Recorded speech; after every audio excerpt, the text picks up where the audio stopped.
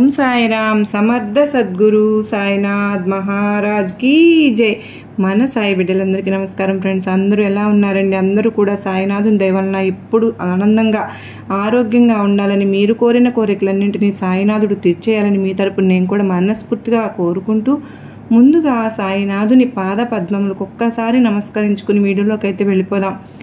ఇక ఈరోజు సాయినాథుడు ఏమి సందేశం ఇవ్వబోతూ ఉన్నారు అంటే కనుక, బిడ్డ, ఈరోజు ఒక్క తీయటి వార్తతో వచ్చాను తల్లి, ఒక సంతోషకరమైన వార్తతో వచ్చాను. ఈ శుభవార్త విన్నావు అంటే, ఈ తీయటి వార్త విన్నావు అంటే ఎగిరి గంతులు వేస్తావు బిడ్డ. నీ ఆనందానికి అవధులు అన్నవి లేకుండా పోతాయి బిడ్డ. ఇన్నాళ్ళు నువ్వు పడిన కష్టం ఏదైతే ఉందో ఆ కష్టం చూసి నాకే కన్నీళ్ళు వచ్చాయి తల్లి. నీ కష్టం చూస్తే కష్టానికే కన్నీళ్ళు వస్తాయమ్మా. నా గుండె తరుక్కుపోయింది. అందుకే ఈరోజు నిశ్చయించుకున్నాను, ఏదైతే అదే అయింది, ఏది జరిగితే అది జరిగింది. ఈ రోజుటితో నా బిడ్డ తలరాతను నేను మార్చి తీరాలి. ఈరోజు రాత్రిలోనే అది జరిగిపోవాలి. ఈరోజు రాత్రి తెల్లవారే లోపు ఆ అద్భుతం నా బిడ్డ జీవితంలో జరగాలి. నా బిడ్డ తలరాత నేను మార్చి తీరాలి అని కంకణం కట్టుకుని ఒక అద్భుతమైన కానుకతో నీ సాయి నీ ముందుకు వచ్చాను తల్లి. వదులుకోకు, ఎట్టి పరిస్థితుల్లోనూ వదులుకోవద్దు. ఎందుకో తెలుసా, ఇది నీకు ఆఖరి అవకాశం. నీ కోరిక నేను కోరి తీసుకొచ్చిన అవకాశం బిడ్డ. రాత్రి పడుకునే ముందు ఈ ఒక్క మాట నీ మనసులో అనుకుని పడుకుంటే తెల్లవారేసరికి నీ జీవితం మారిపోతుంది. ఇక నీ ఇంట్లో వద్దు అన్నా కూడా డబ్బు వరదలాగా పొంగుతుందమ్మా. ఎంతోమంది ఎంత కష్టపడినా వాళ్ళ చేతిలో చిల్లి గవ్వ కూడా నిలవడం లేదు. వాళ్ళ యొక్క ఆర్థిక పరిస్థితులకు ముఖ్యమైన కారణం వాళ్ళకి లక్ష్మీ కటాక్షం, కుబేర యోగం లేకపోవడమే. మరి అలాంటి వారు ఏం చేయాలి? ప్రతిరోజు కూడా నిద్రించే ముందు ఈ మాటను మనసులో అనుకుని నిద్రించాలి తల్లి. అలా గనుక నిద్రించావు అంటే రాత్రికి రాత్రి నీ తలరాత్రి నేను మారుస్తాను. నీ తలరాత మారిపోతుంది. ఒక్క 2 నిమిషాలు నీ సాయి మాట విన్నావు అంటే నీ తలరాత ఎలా మారబోతుంది అన్నది నీకే అర్థమవుతుందంటూ సాయినాథుడు అయితే ఈరోజు మంచి సందేశంతో అయితే వచ్చారండి. మరి సాయినాథుని సందేశం వినబోయే ముందు మనకు తెలిసినటువంటి, అంటే చాలా నాకు దగ్గర వాళ్ళండి, వాళ్ళు చెప్తూ ఉన్నారు, అన్న ఎంత మంచిగా బాబావారి సందేశాలు మాకు అందుతున్నాయో, మా ప్రాబ్లమ్స్ చాలా చిటికలో పరిష్కారం అవుతున్నాయి. నిజంగా సాయినాథుని ఆశీస్సులతో మేము ఎంతో సంతోషంగా ఉన్నాము. మేము చాలామందికి కూడా చెప్తూ ఉన్నాము. నిజంగా వాళ్ళు కూడా వీడియోస్ ద్వారా మేము చాలా నేర్చుకుంటున్నాము. తెలియని విషయాలు ఎన్నో మేము తెలుసుకోగలుగుతున్నాము. బాబావారు ఎంత మంచిగా మా జీవితంలో కనెక్ట్ అయిపోయారు అంటే, అసలు ఎప్పుడెప్పుడు ఈరోజు ఏం సందేశం ఇస్తారు, ఈరోజు మనం ఏం వినబోతున్నాము అని ఎగ్జైటింగ్గా ఉంటుంది. నిజంగా మాకు ఆ సందేశాలు వింటూ ఉంటే టైము తెలియట్లేదు. ఇంకొంచెం వింటూ అలాగా లాస్ట్ వరకు మేము వినగలుగుతున్నాము అంటూ వారి హ్యాపీనెస్ నాతో షేర్ చేసుకుంటున్నారని మీరు కూడా తప్పకుండా షేర్ చేసుకోండి. ఒక చిన్న రిక్వెస్ట్ అండి, ముందుగా మీరు ఈ వీడియోకి చిన్న లైక్ అయితే ఇవ్వడం మాత్రం అసలు మర్చిపోవద్దు ఫ్రెండ్స్. ఎందుకంటే మీ లైక్ అనేది చాలా అమూల్యం అండి. మీరు లైక్ ఇస్తే ఇంకొంతమంది సాయి బిడ్డలకు మన వీడియో రీచ్ అవుతుంది. అలాగే ఎక్కడ కూడా స్కిప్ చేయకుండా చివరి దాకా చూసే ప్రయత్నం అయితే చేయండి. అలాగే మన ఛానల్ని ఫస్ట్ టైం చూస్తున్నారా, ఛానల్ని సబ్స్క్రైబ్ చేసుకుని మీ సపోర్ట్ నాకు అందించండి. ఇక సాయినాథుని సందేశం విషయానికి వస్తే కనుక, బిడ్డ చాలు తల్లి, నువ్వు ఇన్నాళ్ళు ఇంతకాలంగా పడిన కష్టాలన్నీ చాలమ్మా. కన్నీళ్ళన్నీ కూడా చాలు. నీ కన్నీళ్ళను చూసి నేను ఎంతగానో కరిగిపోయాను. నాకే కన్నీళ్ళు వస్తుంది తల్లి. అందుకే నీ కోసం కోరి ఒక అత్యద్భుతమైన కానుకను నీ కోసం తీసుకొచ్చాను. ఒక అద్భుతాలకే అద్భుతాన్ని చేసి ఒక మాటను ఈరోజు నీకు నేను చెప్పబోతున్నాను. ఆ మాటను గనక నువ్వు రాత్రి పడుకోబోయే ముందు గనక అనుకుని పడుకున్నావు అంటే గనక, నిద్ర లేచి చూసేసరికి నీ తలరాత ఎంతలా మారుతుందో నువ్వే చూసి ఆశ్చర్యపోతావు. నీ తలరాత మారడం అయితే ఖచ్చితంగా జరిగి తీరుతుంది బిడ్డ. నువ్వు ఈ మాట గనక నిద్రించే ముందు అనుకుని నిద్రించావు, పడుకున్నావు అంటే ఉదయం లేచేసరికే నీ ఇల్లు డబ్బుతో నిండిపోతుందమ్మా. నువ్వు కోరుకున్నంత డబ్బు నీ సొంతమైపోతుంది. నువ్వు ఏది కోరుకున్నా కూడా నీ సొంతమైపోతుంది. మరి అంత అద్భుతమైన మాట ఏంటి? అద్భుతాలకే అద్భుతాన్ని చేసే ఆ మాట ఏంటి? నీకు తెలియాల్సిందే అని అనుకుంటే గనక ఒక చిన్న కథ చెప్పనా? బిడ్డ, ఆ కథ మనసు పెట్టి నువ్వు శ్రద్ధగా విన్నావు అంటే నీకు ఆ మాటను నేను ఆ తర్వాత నేను చెప్తాను. ఆ మాట ఏంటి అన్నది నువ్వు పూర్తిగా విని ఈరోజు రాత్రి పడుకోబోయే ముందైతే నువ్వు ఆ మాటను అనుకుని పడుకున్నావు అంటే నీ జీవితానికి ఇంకా తిరుగు ఉండదు. ఇది నీ సాయి నీకు చేస్తున్న సత్య ప్రమాణం తల్లి అంటూ సాయినాథుడు అయితే ఇలా ఒక చిన్న కథ చెప్పడం అయితే మొదలుపెట్టారండి. ఒకప్పుడు పగడాల గ్రామం అనే ఒక చిన్న ఊరు ఉండేది. ఒకప్పుడు ఆ ఊరు నిండా పగడాలు పరుచుకుని ఉండేవారట. అందుకని ఆ ఊరికి ఆ పేరు వచ్చిందని చెబుతూ ఉంటారు. మనం కథ చెప్పుకునే నాటికి ఆ పగడాలన్నీ కబుర్లలోకి వెళ్ళిపోయాలండి అనుకుంటూ కలలు కంటూ బతికే కటిక పేదలు మాత్రమే అక్కడ ఉన్నారంట ఆ ఊర్లో. ఆ పేదలందరిలోనూ పేదరాలు సుబ్బక్క అసలు పేరు ఏమిటో ఎవరికి కూడా తెలియదు. ఆమె అసలు పేరేంటో ఎవరికి తెలియదు. కానీ తెలిసిన ఒక వ్యక్తి కూడా చనిపోయాడు. తన ఊరేంటో, తన పేరేంటో, తన అమ్మ పేరేంటో, వాళ్ళ నాన్న పేరు ఏంటో కూడా సుబ్బక్కకు తెలియదు. అయితే మీరందరూ కూడా డబ్బుకు పేదవారు, నేను మాత్రం పేరుకు, ఊరుకు, అమ్మకు, నాన్నకు కూడా పేదరాల్ని అంటూ ఉండేది సుబ్బక్క. ఎప్పుడు కూడా అందరితో దిక్కు మొక్కు లేని నేను అనాథను కావడం వల్ల అందరూ అన్ని పనులు చెప్పేవారు. కానీ సుబ్బక్క మాత్రం విసుక్కోకుండా అందరికీ అన్ని పనులు చేసి పెడుతూ ఉండేది. వారు ఎంత ఇస్తే అంత మాట మాట్లాడకుండా తీసుకుపోతూ ఉండేది సుబ్బక్క. అమాయకురాలని ఊరందరికీ తెలిసిపోయింది. ఎవరు ఏ పని చెప్పినా కాదనకుండా చేస్తుందని తెలిసిపోయింది. ఆమె మంచితనాన్ని, అమాయకత్వాన్ని చాలామంది దుర్వినియోగం చేసుకునేవారు. కావలసింది ఏదో వాళ్ళు అడిగేవారు. చేయగలిగింది సాయం సుబ్బక్క చేసేది. సుబ్బక్క మంచితనం, అమాయకత్వం చూసి ముచ్చటపడ్డాడు సోమరాజు. ఆయన కూడా దిక్కు లేనివాడే, అయినా కూడా పొట్ట చేతి పట్టుకుని పగడాలపాలెం వచ్చినవాడే.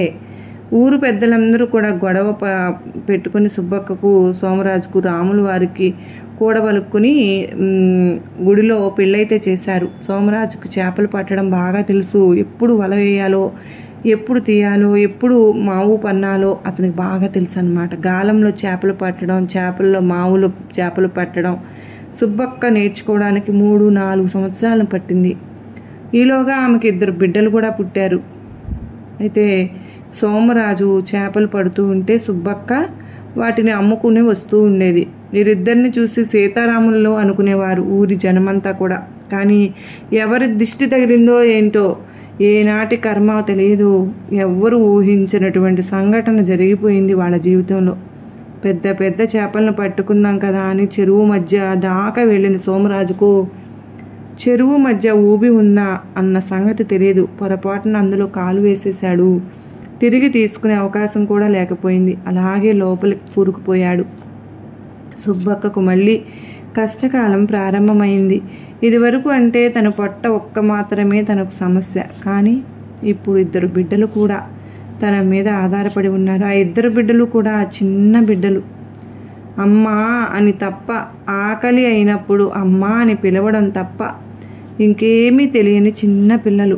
ముందు మాదిరిగానే ఆ పని ఈ పని చేసుకుని బ్రతకడానికి కూడా ఇప్పుడు వీలు కుదరదు. తన నీడలాగా వచ్చే 2 బిడ్డలు తన వెంటే ఉన్నారు. నేనేం చేయాలి? కూడబెట్టుకున్న కాస్త డబ్బులు కూడా అయిపోయాయి. తరువాత కంచము మంచము కూడా అమ్ముకుని ఇంకో 4 రోజులు బ్రతికారు. అప్పులు చేసి మరో వారం రోజులు గడిపారు. అప్పు తీర్చే అవకాశం సుబ్బక్కకు లేదని తెలిసి ఊరి వారందరూ కూడా అప్పులు ఇవ్వడం మానేశారు. వారిని వీరిని యాచించడం, దేవరించడం సుబ్బక్కకు ఏమాత్రం కూడా ఇష్టం లేదు. తన భర్త చేసిన వృత్తినే తాను చేయాలనుకున్నది.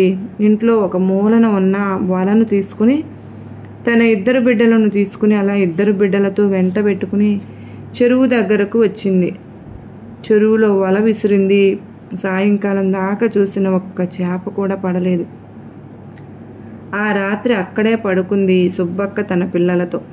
మర్నాడు ఆ తరువాత రోజు కూడా ఎంతో ప్రయత్నించింది. కానీ ఎవరో శాపం పెట్టారా అన్నట్లుగా ఒక్క చేప కూడా వలలో పడలేదు. చేపలు పడితే తప్ప తను వాటిని అమ్ముకోలేదు. అమ్మితే తప్ప డబ్బులు కూడా రావు. డబ్బులు వస్తే తప్ప బియ్యం కొనలేదు. బియ్యం వస్తే తప్ప తన బిడ్డలకు తను తిండి పెట్టలేదు. ఆ వండింది తిన్నాక కానీ బిడ్డల ఆకలి తీరదు.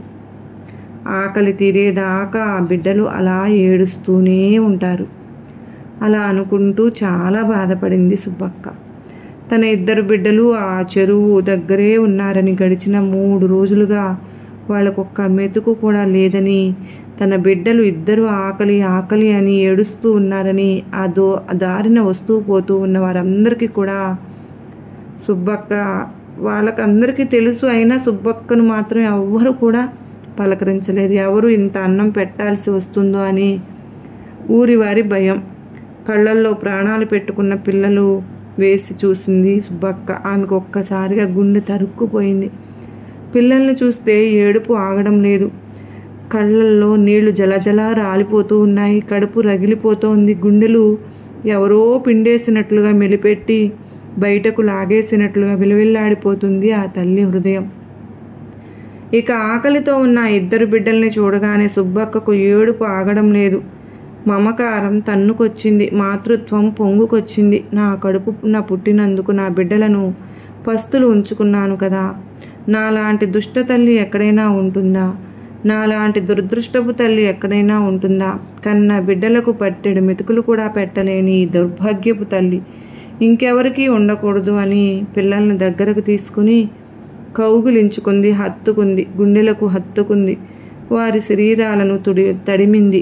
పదే పదే ముద్దులు పెట్టుకుంది. వారిని చూస్తూ మెల్లగా చెరువులోకి దిగింది. ఇంకా ఎంత బాధగానో పిల్లలు వెనకాల నుంచి ఏడుపులు వినిపిస్తూనే ఉన్నాయి.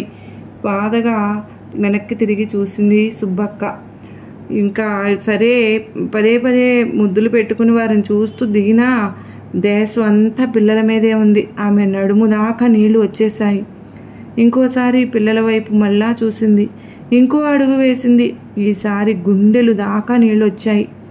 మరో అడుగు వేసింది. ఈసారి గొంతు దాకా నీళ్లు వచ్చాయి. అమ్మా తలకాయ మాత్రమే కనపడుతోంది. మిగతా అమ్మ శరీరం అంతా ఏమైంది అన్న ఆలోచన ఆ బిడ్డలకు, కానీ వారికి సమాధానం దొరకలేదు. ఆ పసి హృదయం అలా దిక్కుతోచక అలా చూస్తూ ఉండిపోయింది. పైగా తట్టుకోలేనంత భయం. అమ్మా అమ్మా అంటూ 2 బిడ్డలు లేచారు. నీరసంగా నీటి అంచు దాకా వచ్చేశారు. ఇంకొక అడుగు నీళ్ళలోకి వేస్తూ వేస్తూ అలా ముందుకు రావడం చూసింది సుబ్బక్క. అలా చూడగానే ఒక్కసారిగా ఆమెకు భయం వేసింది. కన్నా అంటూ ఒట్టుకు వచ్చేసింది. సుబ్బక్క బిడ్డల్ని కౌగులించుకొని బోరున ఏడ్చేసింది. వెక్కి వెక్కి ఏడ్చింది. ఏడ్చిన బిడ్డల్ని కౌగులించుకుని ఏడుస్తూ వెక్కి వెక్కి ఏడ్చి సుబ్బక్క ఓసారి చెరువు వైపు చూసింది, మరోసారి వల వైపు చూసింది, ఇంకొకసారి తన బిడ్డల వైపు చూసింది, ఆఖరిసారిగా ఆకాశం వైపు చూసింది. చూశాక సత్తవ కొద్దీ చెరువులోకి బలంగా వల విసిరింది. అలా సుబ్బక్క వల విసరగానే ఆ వల దగ్గరకు ఒక పెద్ద చేప రాబోతుంటే అంతలో ఒక చిన్న చేప పిల్ల ఉండి, అమ్మా నీకేమైనా మతిపోయిందా ఏంటి, నీకేమైనా పిచ్చి ఎక్కిందా అన్నది ఆ చిన్న చేప పిల్ల.